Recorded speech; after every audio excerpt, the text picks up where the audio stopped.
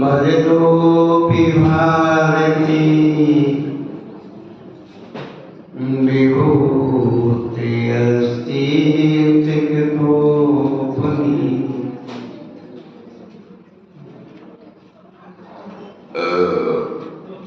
शिवाय रात्रे सुगताय विष्णवे जिनाय तस्मै सकलात्मने नमः। देवादेवी जन्मादि भगवान की जय, भगवान की जय, छत्रपति भगवान की जय। ज्ञानियों के ज्ञान में तू, ज्ञानियों के ज्ञान में तू, संगीतों के गाने में तू आने की विरति है। सुगतों की बुद्धि में तू, शिव जी की रिद्धि में तू, ब्रह्मा जी के ब्रह्म में तू, ज्ञान बुद्धि है। विष्णु की शान में तू, रामायण माले में तू, भिन्न भिन्न मत के तू मति में विरति है। वैशेषिक सांख्याचार मत जैनों के अमित मति मान बन के जरूरी बात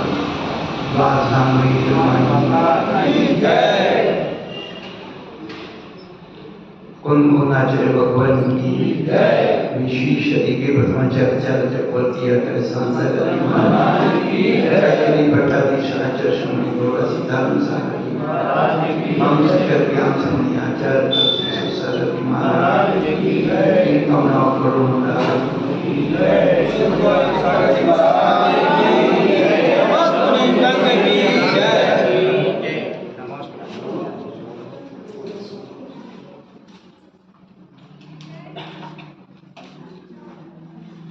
धर्मरागी भव्यता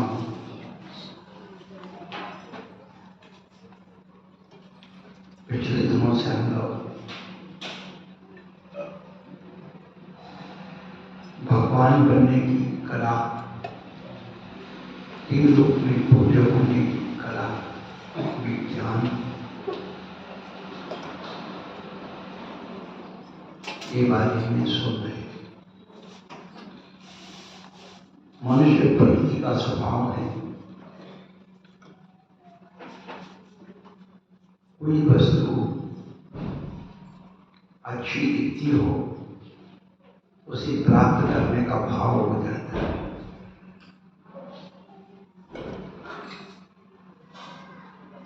परंतु वह वस्तु अच्छी कैसे बनी, इससे कोशिका कोई प्रयोजन नहीं होता है। अच्छी वस्तु सब प्राप्त करना चाहिए और वो अच्छी वस्तु कैसे बनी,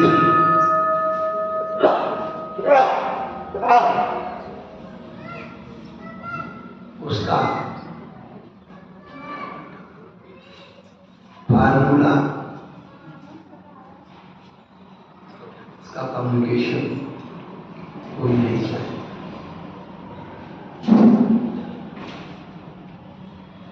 हाँ,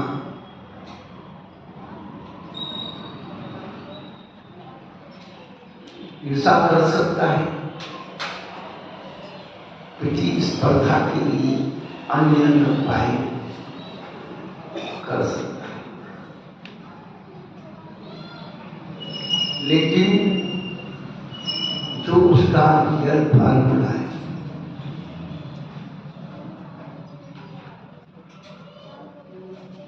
जब तक उसे प्राप्त नहीं हो वो वस्तु वैसी बन नहीं सकती।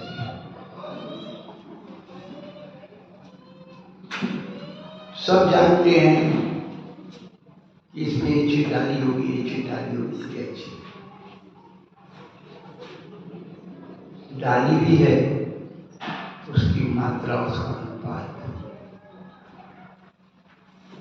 सब एक से एक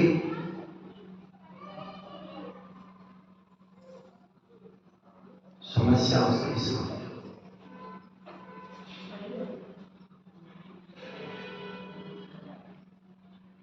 उस वस्तु के अच्छे बनने में, सुंदर बनने में 9 कर्म सहायक। उसी प्रकार से हम देखते हैं कि जो पंचेंद्रियों के विषय जन वस्तुएं हैं, अच्छी लगने वाली, उनको प्राप्त करने की भावना मन में होती है, लेकिन जो परमेष्ठी बन चुके हैं उनके प्रति हमारा व्यवहारिक लगाव तो रहता है, लेकिन वो कैसी अच्छी बने इसका फार्मूला अपने पास नहीं। क्या बाधक तत्व हैं परमात्मा बनने के, क्या साधक तत्व हैं परमात्मा बनने में? यदि कोई बाधक तत्व है तो उसका नाम है मोहिनी अंदर।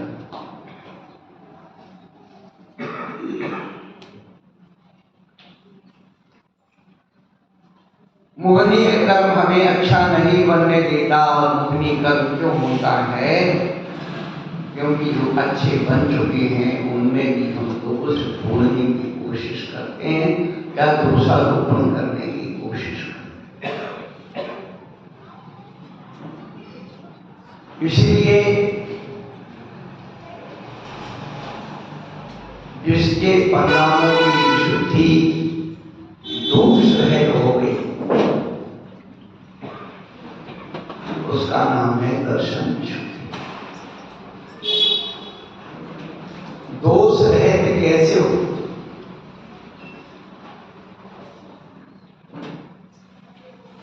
सामने वाली वस्तु में, अच्छी वस्तु में भी थोड़ी होती है तो व्यक्ति उसी को मोहन या स्थितिकरण के द्वारा परिष्कृत कर देता है, विशुद्ध बना देता है। और सामने वाली वस्तु बने या ना बने, स्वयं के परिणामों को विशुद्ध बना देता है। यही दर्शन विशुद्धि। किसी के दोष को स्वयं उसके कर्म पर रख करके अपने आप को निर्दोष बना देता है, लेकिन जब वही व्यक्ति, वही आत्मा किसी के दोष को असमर्थ होते हुए दूर करने का प्रयास करता है तो संक्लेश को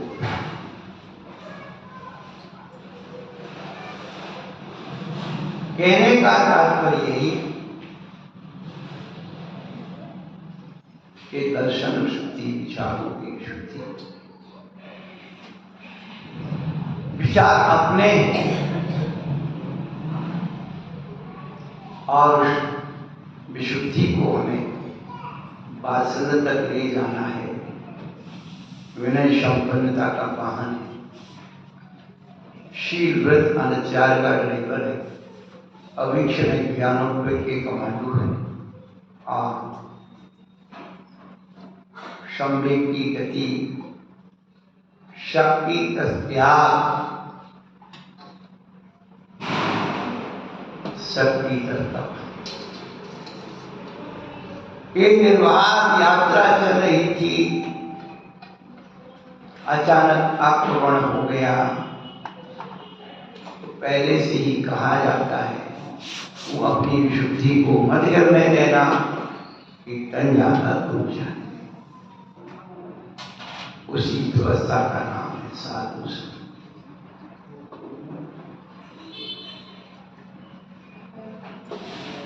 जब अचानक उपसर्ग आदि का आगमन हो गया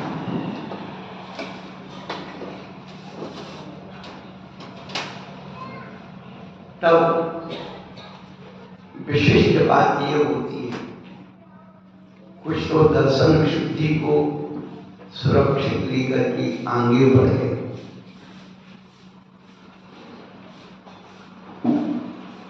कुछ की समाधि हो गई और कुछ घायल हो गए।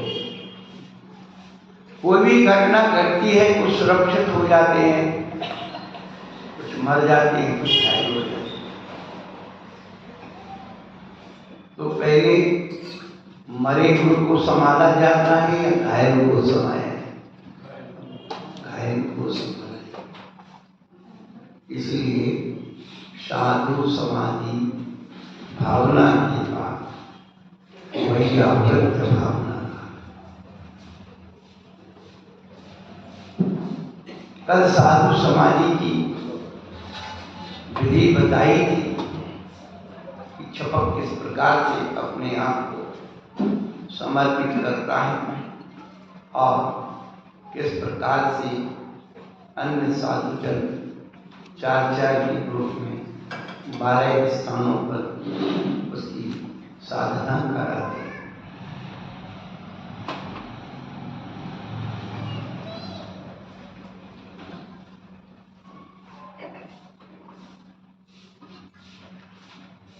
कल बताया था कि समाधि का अर्थ मृत्यु का स्वागत है।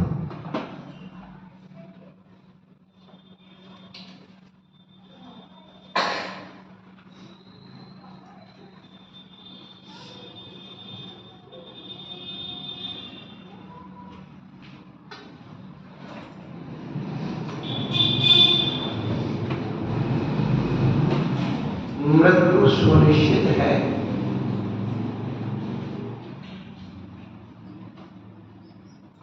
और 3 बातों के लिए जो व्यक्ति अपने आप को तैयार कर लेता है,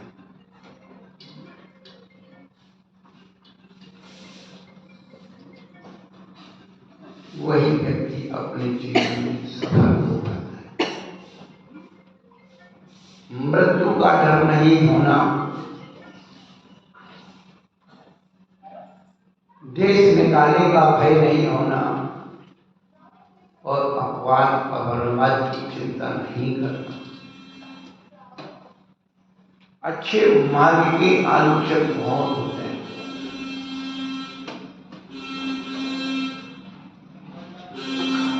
जो जिस मार्ग पर चल नहीं पाते, जो जिस मार्ग पर चल नहीं पाते, अक्सर भी लोग उस मार्ग के आलोचक रोड़ा बन जाते हैं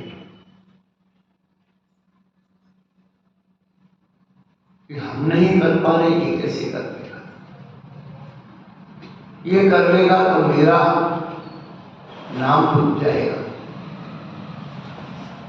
और ऐसे व्यक्ति दुष्ट प्रकृति वाले होते हैं, जो न स्वयं अच्छा काम करते हैं, न दूसरे के अच्छे काम को स्वयं।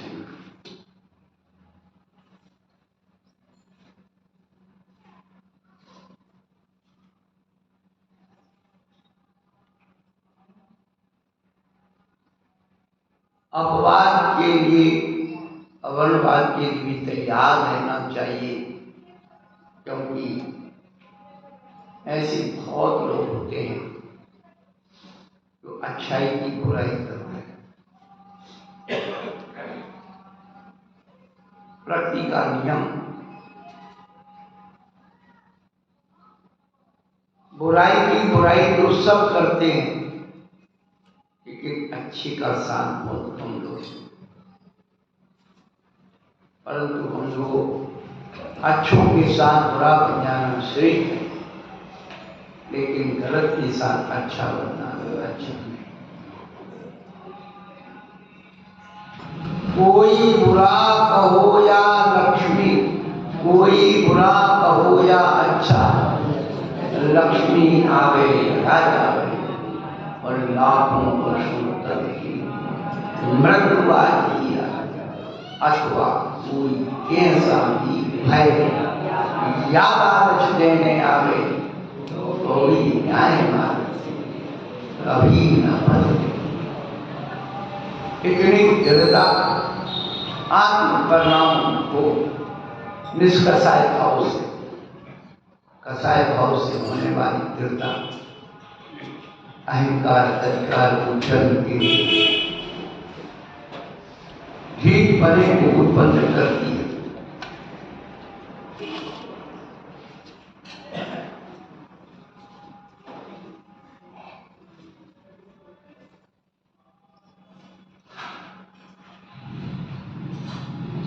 कल जब अचानक घटना घट गई,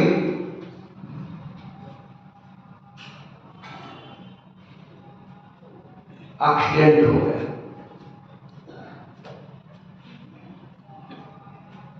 दर्शन दृष्टि के ऊपर आना,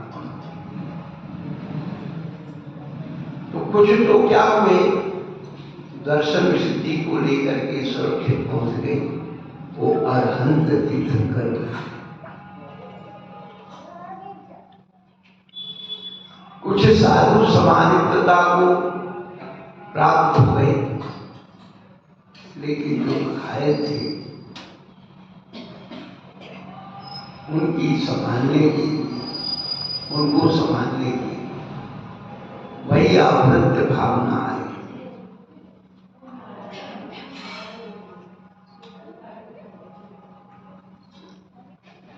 अथवा जो समाधिस्थ साधु साधना कर रहे क्षपक, वो क्षपक की किस भावों से उसकी भैया व्रत करना चाहिए। भैया व्रत का मतलब केवल हाथ पैर दबाना नहीं होता, क्षपक के अनुकूल वातावरण, उसके परिणामों की विशुद्धि के वातावरण बनाना भैया व्रत।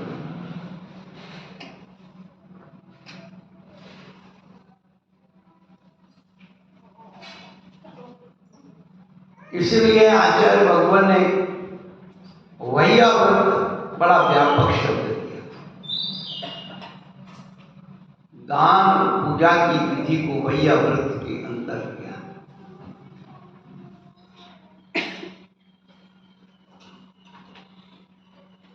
हम भगवान की वैया व्रत करते,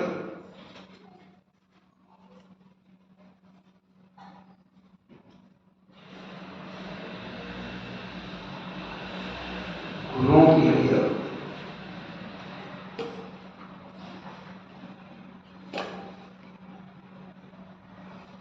और भैया भक्ति करने का फर्ज है।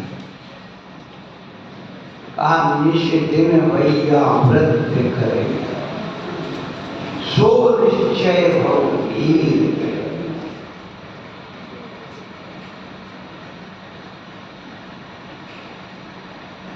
सबसे बड़ी बात ये,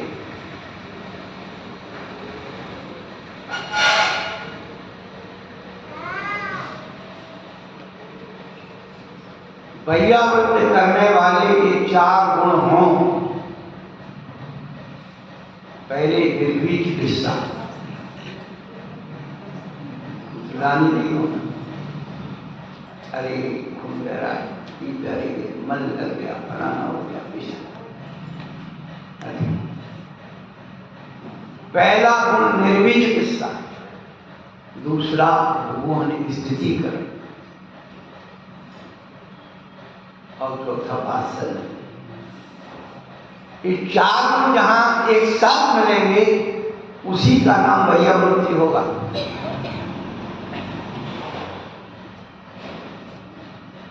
आप ये सोचे कि सुबह शाम थोड़ी चमकी मालिश करते हैं, तो बात की नमस्कार किया भैया वृत्ति,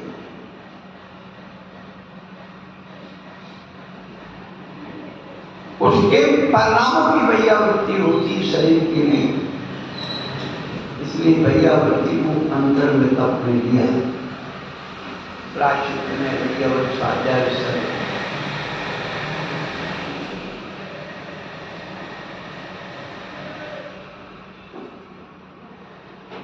भैया वृत्ति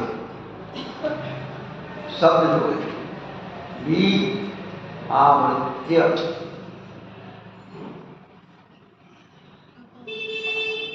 आवृत्त का अर्थ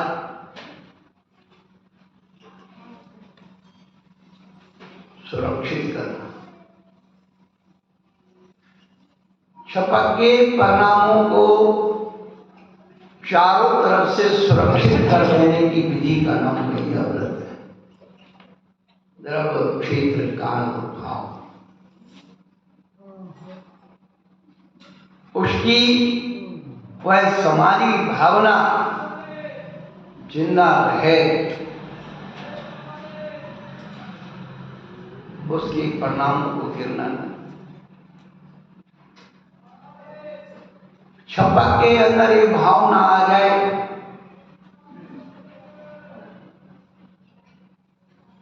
ये मेरी भैया वृत्ति से बहुत परेशान, जल्दी मर जाओ।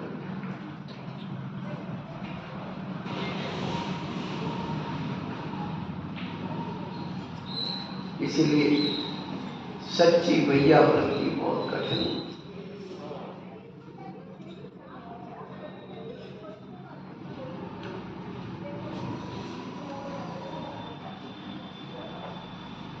भैया व्रत अंतरंग तप है, और क्या कहा उन्होंने, निशि दिन भैया व्रत कर।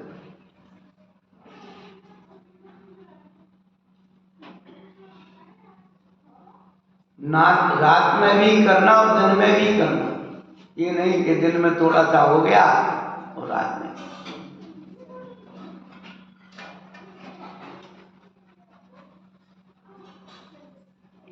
भैया व्रत कैसे की जाए? सबसे पहले ऋतु की अनुकूलता के अनुसार चिकित्सा पद्धति के अनुसार भैया व्रत की है। ऋतु का ज्ञान होना चाहिए और उस शपथ की बात कब कौन सी प्रकृति है, कौन सी ऋतु है, कौन सी प्रकृति है।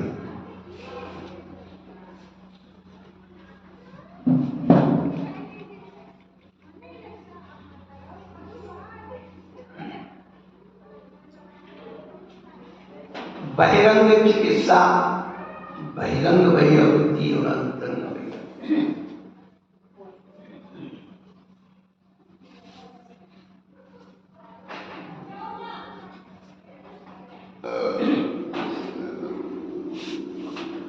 शरीर की सेवा किस अंग को किस प्रकार से भैया व्रत करना चाहिए,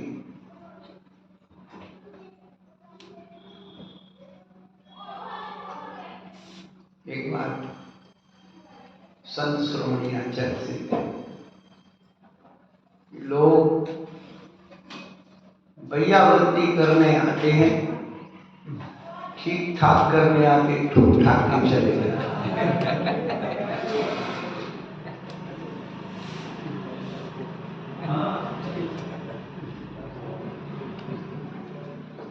पुराने समय में संयुक्त परिवार होते थे तो बहू सेवा करती थी, तो कैसे करती थी, सासू अम्मा को तेल लगाती थी तो चम्मच मालिश करती और नंद भाई के साथ खेलती थी। तो उन लोगों ने क्या बनाया, सास को मारो तेल की मिस और नंद को मारो खेल के मिस, खेल के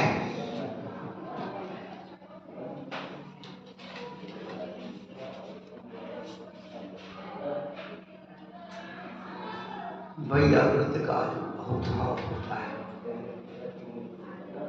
और अलग ही दिखता है।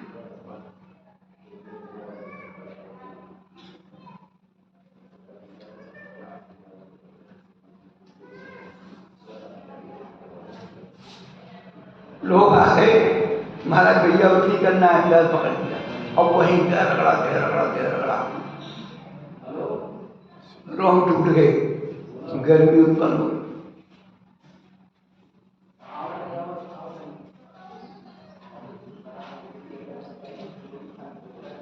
वैयावृत्ति कर,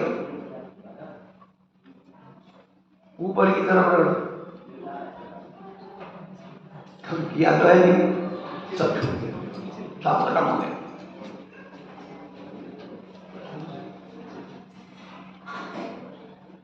देखा भी नहीं, या भी नहीं, देखा भी नहीं और सुना भी नहीं।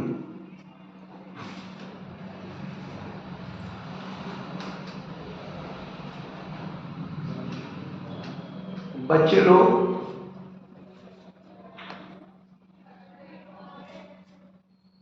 एक जगह उन्होंने एक दृश्य दिखाया, पढ़े लिखे बच्चे और उसके पिताजी की जो है अंत सुनाया। बोले क्या करें? बोले सच करो, सच करो। आजकल तो सब मोबाइल में हो जाता। कैसे चिकित्सा करनी है देखा, कैसे संबोधन करना जाना ही नहीं, केवल इतना जाना कि ये कैसे इससे जल्दी छुटकारा, इसका खान पान जल्दी छुड़ाओ। कौन लोग जल्दी जाए, छोड़ो।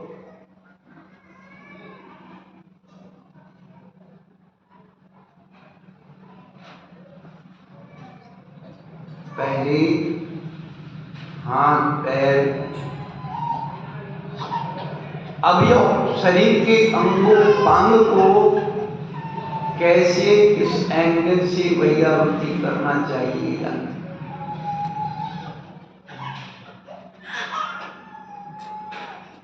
ऊपर से नीचे की तरफ लाना चाहिए, क्योंकि रोमों का जो प्रवाह है ऊपर से नीचे की तरफ। आप उल्टा करोगे तो रोम टूटेगा, पहला कारण। दूसरा कारण, खून का प्रवाह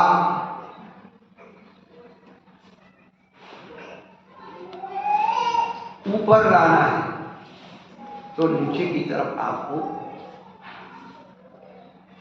और आपने ऐसा कर दिया तो हार्ट पर जोर आ जाएगा।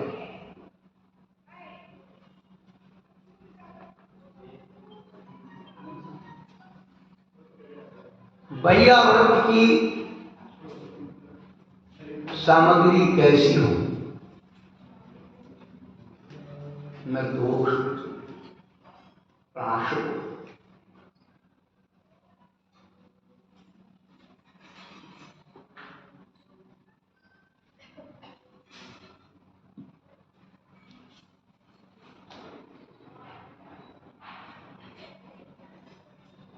और चार बात तो बताइए।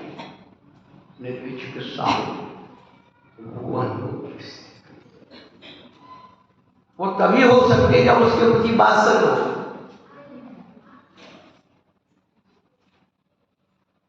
आत्मीयता होगी, उसके व्रतों के प्रति बहुमान होगा।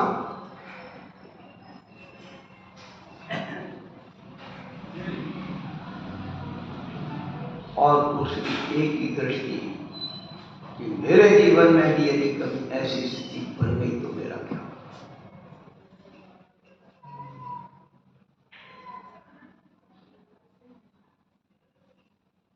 आदमी हमेशा कषाय के आवेग में तो बहुत कुछ कहते हैं,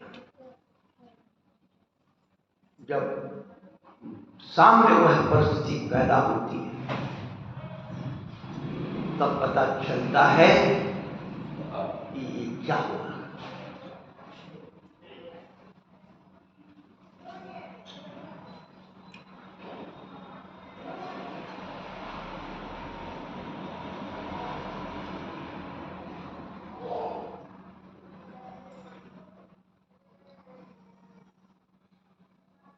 वैयावृत्त सबके पुरुष कैसे वैयावृत्ति करते हैं गुरुओं की, और महिलाएं कैसे वैयावृत्ति करती हैं माता जी।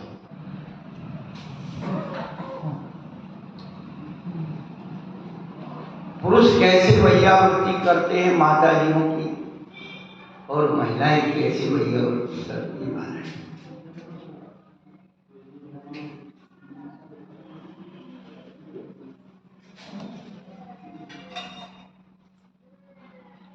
महिलाएं मौसम के अनुसार शरिया, चौका, प्रकृति के अनुसार शरिया, चौका,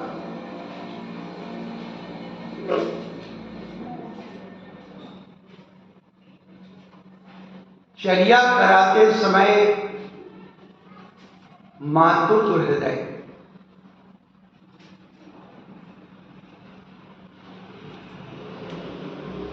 शरिया के द्वारा, दान के द्वारा, बहिरंग वैयावृत्ति कौन सा मौसम है, गर्मी है, घी कपूर बढ़िया भीमसेनी कपूर कांसे की थाली में मत करके तैयार रखो, और अपना पुत्र आए, पति आए, देवर जेठ कोई भी तो, भैया बहुत गर्मी पड़ रही है कि ले जाकर के महाराज को लगाए। सर्दी के दिन है,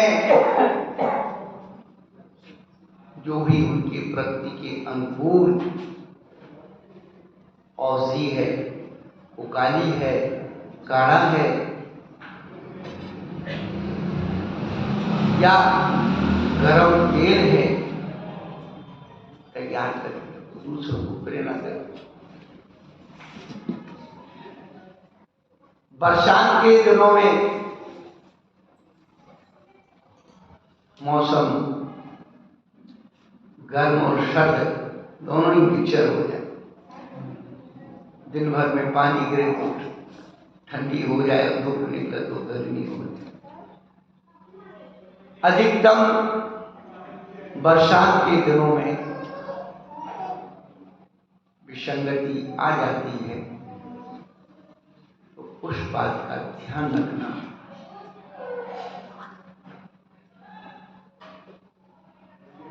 पुरुष वर्ग माताजियों की वैयावृत्ति कैसे करते? माता जी ज्यादा अस्वस्थ हैं, योग वैद्य लाकर के उनके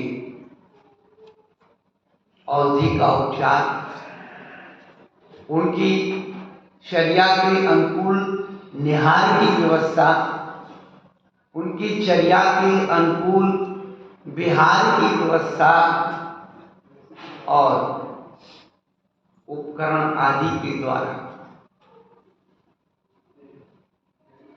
माता जी की वैयावृत्ति पुरुष वर्ग करना चाहिए।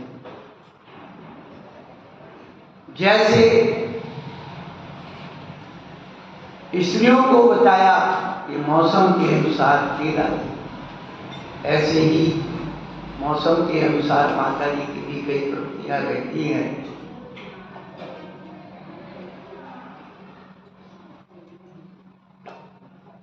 जिस किसी को संसार की प्रकृति के नियम है, अलग ही अलग है, हम लोग क्या बताएं, आप लोग सब क्या।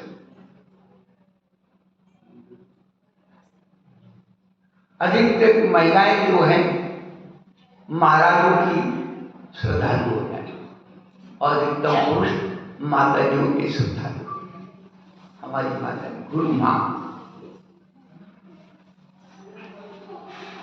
और हमारे भाई माता जी लोग हमारे पिताजी हैं, उनकी हमारे पिता।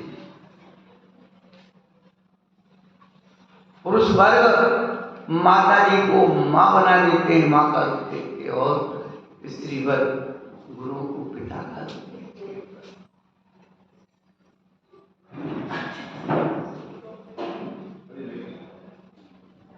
सोचिए आप, वैयावृत्ति करना सीखना है स्त्रियों को चेलना से सीता से सीख लेना।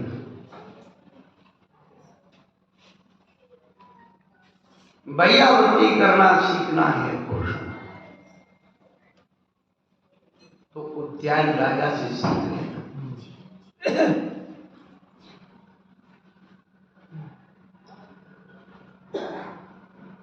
हमने वो आदर्श पढ़े ही नहीं, अपवाद के नियम तो हमें सब याद है।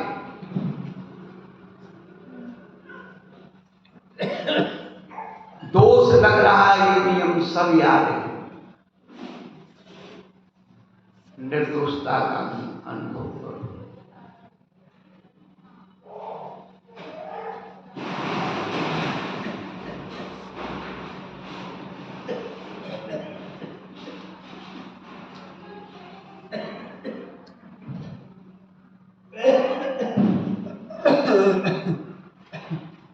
सबसे अधिक वैयावृत्ति की भावना, सेवा की भावना महिलाओं में पैदा।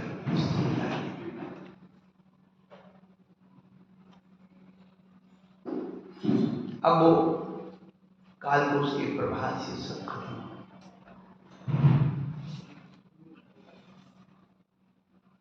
और ज्यादा समय नहीं, 50 साल के अंदर सब सुख।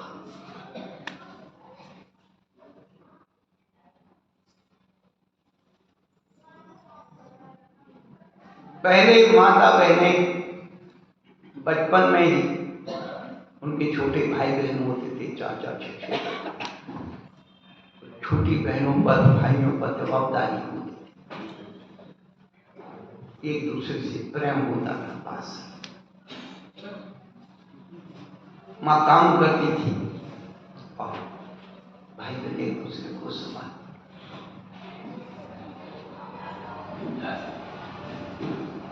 उन बच्चियों में अपने छोटे भाई बहन का मल मूत्र साफ करने में गिलानी नहीं, मां को गिलानी नहीं होती।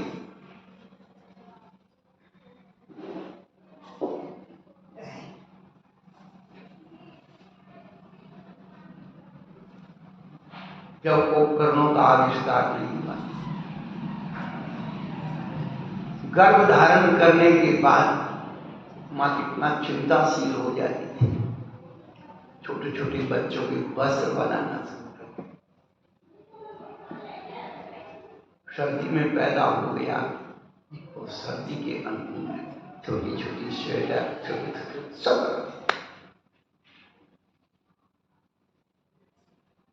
और वो ज्यादा छोटी छोटी लंगोटी होती थी, उसको क्या बोलते थे?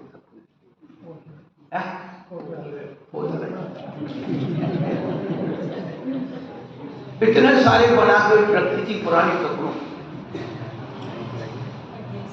क्यों? सर्दी के दिन में बार बार लोग क्षमता करेगा से बदलने करेगा।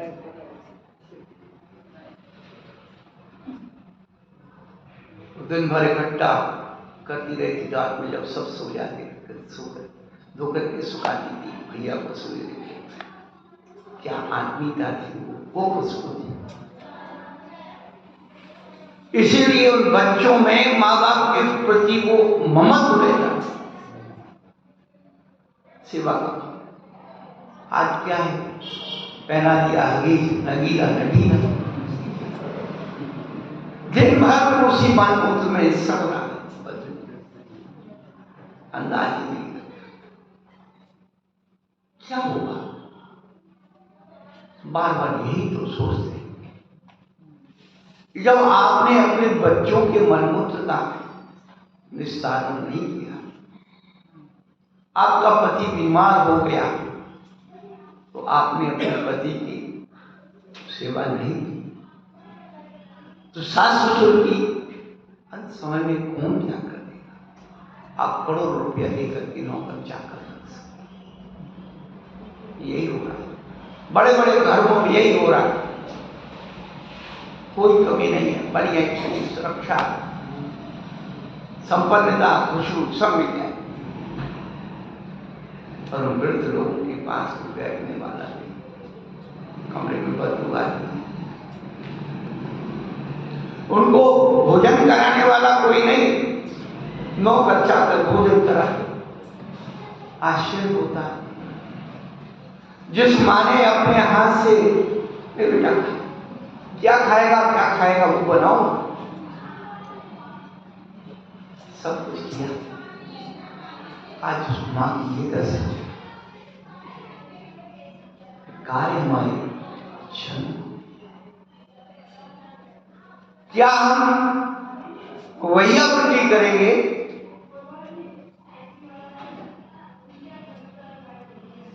कर्म का उदय सबको आना,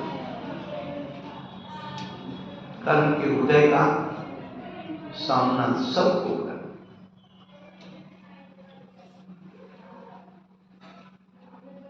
यही बात सोच करके मन प्रशांत हो जाता है कि दोष इनका नहीं, ये ध्यान रखना।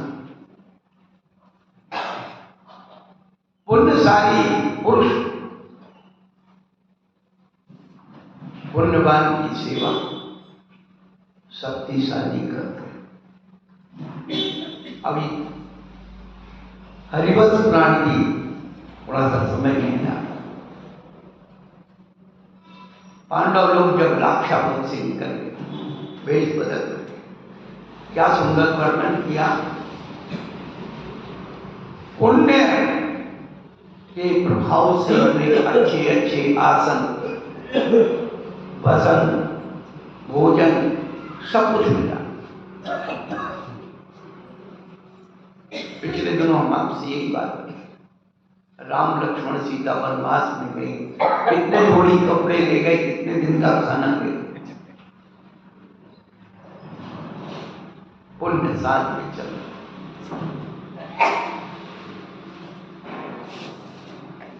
पुण्य कमाइए, पुण्य पैसा तो दुनिया कमाएगी, बेशक शुद्धदार और लक्ष्मी पापी।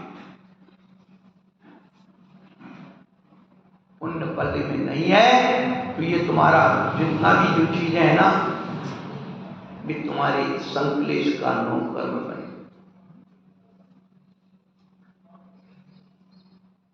इसके पीछे लड़ाई होगी। पिताजी ने उसको दे दिया, मेरे को नहीं दिया, हो रहा। अब वो भी खत्म होने वाला है। वो जानता है कि अकेला हूं, सब मेरा।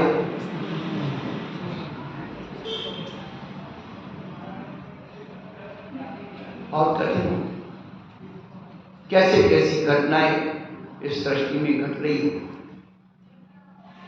विदेश चले गए, इधर आए, पूरा लिखा पड़ी, सब जायदाद बेची, ऐसा रखा, एयरपोर्ट पर छोड़ के चले। क्या सोच रहे हैं?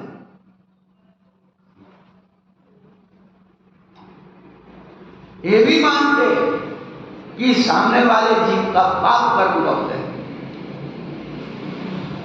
नहीं, ऐसे कैसे होता है? सब जीव पाप और पुण्य के निमित्त से चलते हैं। हनुमान का जन्म गुफा में हुआ, परंतु वहां भी उसका मामा आया हनुरूपी से और उसे पाला। लव उसका जन्म जंगल में हुआ, वहां भी इसी प्रकार उन महात्मा जी के साथ पाप कर्म तो दिखता है, लेकिन उसका रक्षक पुण्य कर्म नहीं होता।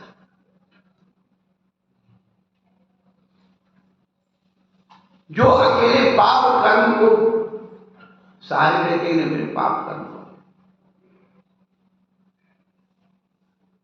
और जब तीव्र पाप कर्म का उदय होता है तो पुण्य की कोई काम नहीं करता।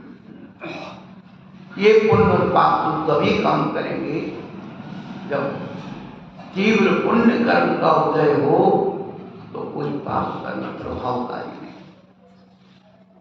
और तीव्र पाप कर्म का गए तो पुण्य का भी प्रभाव का थोड़ा मन मध्यम वृत्ति में वह कार्य प्रभावकारी।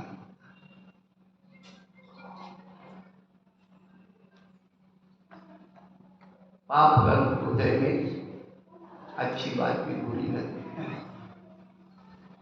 पुण्य कर्म के हृदय में आदमी बुरी बात को झेल जाता है, क्या करना जरूरत है।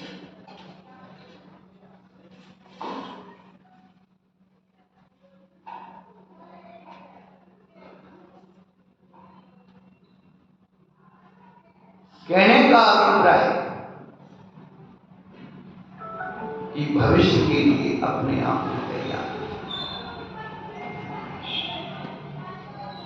हमने अपने जीवन में वो अनुभव किया कि व्यक्ति ने कहीं भी कितनी तरक्की की हो, लेकिन जिस व्यक्ति ने अपने माँ बाप की सेवा की हो, अपने गुरुओं की सेवा की हो, जिनवाणी की सेवा की, उससे बड़ा नहीं हो सकता। विपत्तियां तो पहले थी, आज भी और आगे भी आएंगी, पर अचल की रक्षाणी पुण्यानि पुराता। हमारे पल्ले में पुण्य है कि कैसे पता है? हमारा कोई चाहने वाला है कैसे पता है? धीरज धर्म मित्र अरुणारी आपत्ति काल पर विचारी।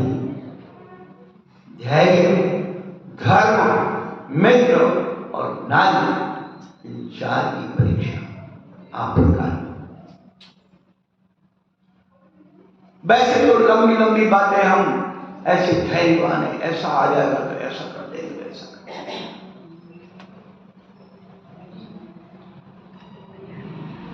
जब तक शेर सामने नहीं आया तब तक आप शेर बनते हैं। तो शेर सामने आता है तो आगे गीला पीछे पीला हो गया। धैर्य की बात करना बहुत आसान,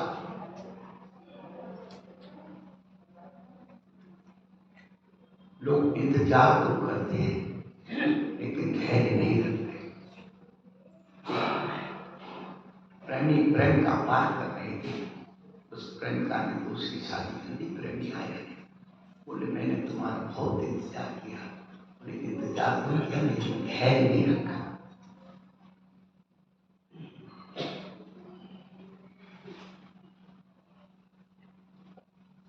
अंजना ने 22 वर्ष तक धैर्य रखा, इंतजार नहीं किया। ये ध्यान,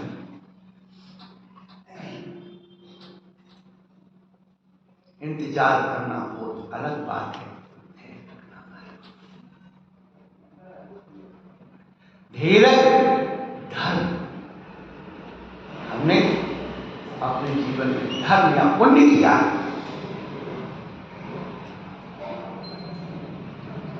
तो वह जीव जब आपत्ति विपत्तियों से घिर जाता है तब अपने पुण्य को स्मृत करता है। आज के दिन बंबई वाले पूज्य आचार्य जुमन सागर बनाए, उनकी गाड़ी ढलान पर ब्रेक फेल हो गया, जो भी गाड़ी में कुछ, पूरा परिवार गाड़ी में बैठा था और बहुत सारे माने वो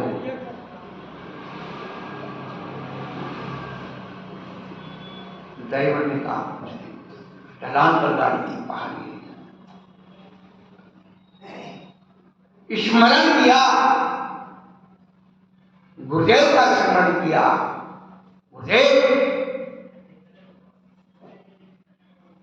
गाड़ी ऐसे खड़ी हो गई जैसे कि किसी ने आगे आकर के रोक दिया। सुना दे। आज उस पुण्य की महिमा, जीवन पुण्य की महिमा बताता हूं आपको। जीवंत भैया उनकी भी महिमा बता रहा हूं। आप चले जाइए झोपड़ी करें, एक परिवार झांझरी बनता, कोई भी गुजरात जाते वहां से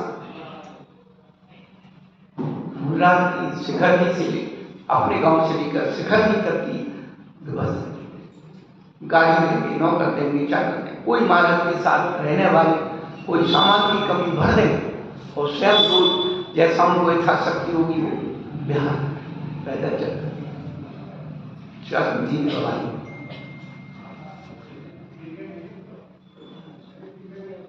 हमारा बिहार 97 वहाँ नक्सलाइट एरिया, नक्सल लोग, और वो माइस के उनका अपना व्यापार है, अपहरण निकलता है। बड़े आदमी गांव में किसी के भी उनके कर्मचारियों के लिए कोई भी चीज हो, चिकित्सा के लिए, बीमारी के लिए, शादी विवाह के लिए, गाड़ी ले जाओ, डीजल पेट्रोल ले जाओ, दहेज का सामान ले जाओ, ऐसा गांव में हर जय नगर कोई शाम का 4 बजे का टाइम मानिस आ रहे नक्सल ले जंगलों में ले, कहाँ ले गए, शाम को यहाँ पता लगता है, सभी लोग आंख लूट जाते, सब लोग क्या करते हैं, और नक्सलाइट के साथ चलते चलते जंगलों में कौन सी मोटर गाड़ी है, परंतु देखिए आप उस व्यक्ति का व्यक्तित्व के जो मुनिराजों के साथ पैदल चलता था, तो वो काम आया पैदल चलना, घबराया नहीं, उनसे अच्छी से अच्छी बातें करता था। चलते चलते थक गए, वो भी थक गए, बैठ गए, चारों तरफ घेर करके बीच में बैठ गए। उस समय पालकी मार करके उसने डांटा मत सुन,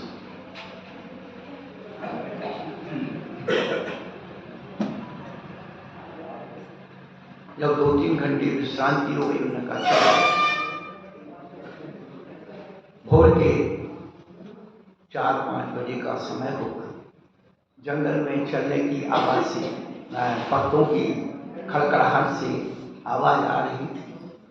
थोड़ी दूर 100 मीटर होगा ज्यादा से ज्यादा, एक दूसरा जो नक्सलाइटों के अपोजिट MCC या बोलते हैं वहां देश, उनके दोनों के अपोजिट, तो उनकी आवाज से वो वहां पर जो आवाज आ रही थी, तो MCC के जो लोग थे उन्होंने सोचा कोई आदमी और थोड़ा बातों की भी आज, उन्होंने कहा कौन, उन्होंने कहा कौन, उन्होंने कहा कौन, उन्होंने कहा कौन, वो पोजीशन में आ गए। नक्सलाइटों ने अपना हिसाब किताब तान दिया, इतने में सूरज जी को थोड़ा सा वो आगे चले गए, नक्सलाइट और वो पीछे रह गए 10 कदम लिए, उसे मौका मिल गया और वो अंधेरा था, साइड से जहां से वो आवाज आ रही थी कौन कौन, उसी तरफ भागा साइड से, और थोड़ी दूर जाकर के आवाज लगाई कि मैं कोडरमा का सुरेश झांझरी हूं और आप लोग मुझे बचा सकते तो बचा कर। उन्होंने कहा जाओ, और उनके साथ को सुरक्षित खोले अपने घर आ गए। ये कहानी यही समाप्त नहीं, वहां से छुटकारा मिल गया। उसके बाद सन अभी 2003 के आसपास छिड़े करना नक्सलाइट की जो चीफ था, उसने कहा कि सुरेश झांझरी का हमको ये शर्त ले क्या, मुंबई से लौट गए, गाड़ी में ड्राइवर था, मुनीम था, अब वो नक्सलाइट को जानते नहीं कि कौन मालिक और कौन नहीं। गाड़ी से उतारा और मुनीम की गर्दन काट दी। केसरी धाम जी को गए, वहां भी उस पुण्य से वो व्यक्ति बच गया। आप क्या समझते धर्म की महिमा को? धर्म कर कहां रहे हम? ये दिखावे का सब धुआं हो रहा है। धर्म होता तो हर विपत्ति आती, लेकिन ऐसे जाती ऐसे कुछ नहीं। धर्म इसीलिए किया जाता है कर्मों को काटने के लिए, रोने के लिए। जो बात पर उधर के आ गया तो रोने बैठ गए हो। दीपक जलाओ, दिवाली मनाओ, खुशी मनाओ। अच्छा होगा इसकी वजह से मेरा पाप बढ़ रहा है। ये धर्म मित्र बनी बनी पर सब निशावर होते हैं, और बनी बिगड़ जाती है तो दुश्मन आ गया। पैसा है पास तो कैयक है दास, और पैसा नहीं पास तो चेहरा है। सब स्वार्थ के लिए होते। और नारी धर्म नारी आपत्तिकाल महारानी सीता चलती नहीं। स्वामी मां ने शिक्षा दी थी कि सुख में पति के पीछे पीछे रहना और दुख में पति के आगे आगे चलना। किसको व्यापार में घाटा नहीं होता है? किसके शरीर में कमजोरी नहीं आती है? नारी का दायित्व है। अरे स्वामी चिंता क्यों करते हो? गया तो जाने दो, हम तुम्हारे दो हाथ हैं, हमारे दो हाथ हैं, 4 हाथों से काम करेंगे और फिर आगे बढ़ेंगे। आप चिंता क्यों करते हो? वो नारी अच्छा खाना पीना ओढ़ना मिल रहा है, हमारा हाथ नहीं तो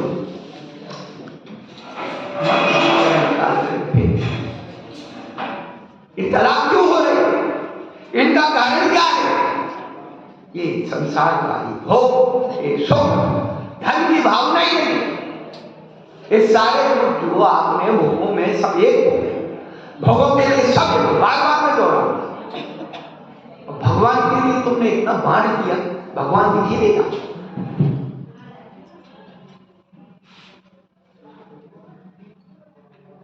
भगवान की पूजा को वैयावृत्ति का क्या है? हमारे पास कुछ भी नहीं है। थोड़े दिन बाद हम आपको फिर बोल रहे हैं, हमारी लिए कोई कष्ट नहीं, कोई तकलीफ नहीं। मैं अपनी व्यक्तिगत बोलता हूँ, कर्म से लड़ना मैं अपना जानता हूँ, लेकिन कहें सी आपका परिवार नहीं बचेगा। दूसरी तीसरी पीढ़ी में कौन खाता? सब संस्कार ही नहीं। पैसा दे दे के पढ़ा दिया बच्चों, बच्चे भी कहेंगे पैसा ले लो, पढ़े लो, ध्यान नहीं दो। और थोड़े दिन भेजेंगे, फोन उठाना बंद कर देंगे, वीडियो बंद कर देंगे, ठिकाना बदल देंगे, सब बदल जाएगा। वो जीवन आने वाला है, वो जीवन के लिए अपने आप को तैयार करके रखना, परिस्थितियों से तैयार। कहने का अभिप्राय यही है कि निश्चित वैयावृत्ति करिया, सो निश्चय नीत रहिया। कहाँ हमारे वैयावृत्ति के मानक हैं, कहाँ उसका स्वरूप है? सब स्वार्थ। भगवान ऐसे नहीं बनाए। भगवान बनना ऐसा इतना आसान नहीं है। तब अच्छी वस्तु बनना इतना आसान नहीं है। भगवान बनना कैसे आसान? पत्थर से मूर्ति बनना आसान नहीं है, मिट्टी से मटका बनना आसान नहीं है। तुम आदमी से भगवान, बीज से वृक्ष बनना आसान नहीं है, बूंद से मोती बनना आसान नहीं है। आप क्या समझते हैं?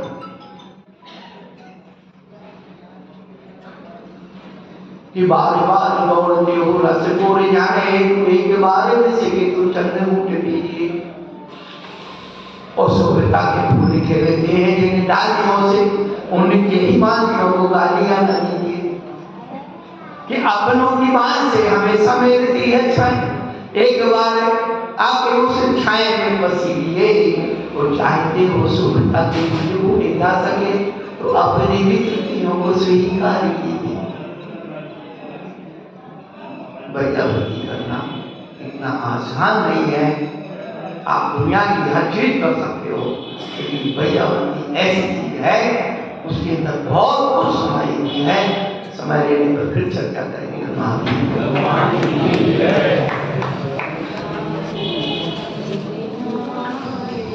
मुझे गुरुदेव